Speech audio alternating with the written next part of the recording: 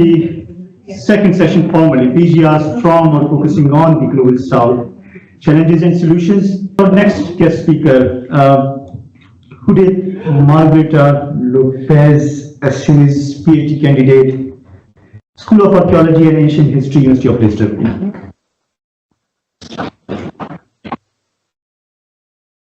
Hello everyone. I'm going to read from the paper because if not, sometimes I get lost in my own thoughts. So sorry if I'm not looking directly to you, but I'm reading the paper. I'm seeing you from the side. My name is Judith Margarita Lopez Aceves, and my research is concerned with the study of drug culture and its representation in the pre-colonial Caribbean. Specifically, my work aims to examine and identify the intoxicants consumed by the indigenous communities along the Caribbean islands, specifically Puerto Rico, their context of use and how these were part of and creators of their cosmovisions and identity. Today I want to share some challenges from my PhD, and I'm going to talk about really specific things, so probably they will sound a little bit weird, but it's just context. One of the first challenges I faced was the cost of the UK visa. It was a significant obstacle, but with determination and a bit of creativity in finding financial support, I managed to overcome it with a lot of help. At the end, I did a fundraiser. I was asking for money. I was doing TikToks. I was doing a lot of things to try to raise the money, because when I asked, how can I get money to go to the UK? It was like, normally you should ask your parents, but my parents don't have any money. So I was like, okay, thank you. So I did a fundraiser, and with a lot of help of all of my family, all of my friends, and all of the people I knew, I was able to come here.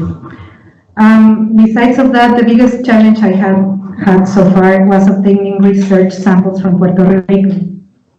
Dialoguing and achieving a common ground was incredibly complex, especially since no one had successfully obtained a permit to take samples abroad before.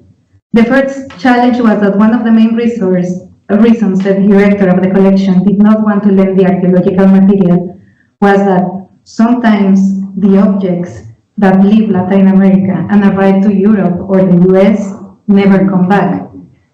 This is something that I have also seen with material from Mexico, my home country.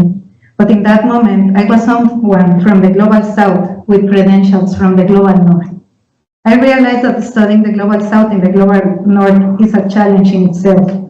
And during the conversation, I acknowledged that I knew why she was so hesitant, that I would do the same in her position. But I reassured her that my intention was not to invisibilize more these materials and put them in a random collection in the UK, but that I was going to dialogue with the material with the tools I have available so I could understand their context.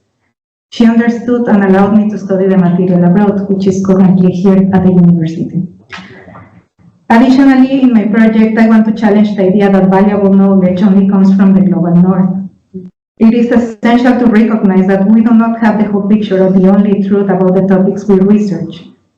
The Global South has a rich history of knowledge production, which has unfortunately been invisibilized. In relation to my topic, I observe indigenous knowledge being neglected just because it is difficult to understand. It doesn't have an English translation, and because what they think is not considered valuable, it's something lesser than. By being aware of the context, we can bridge these gaps and contribute to a more inclusive and comprehensive understanding of our fields. Thank you for listening.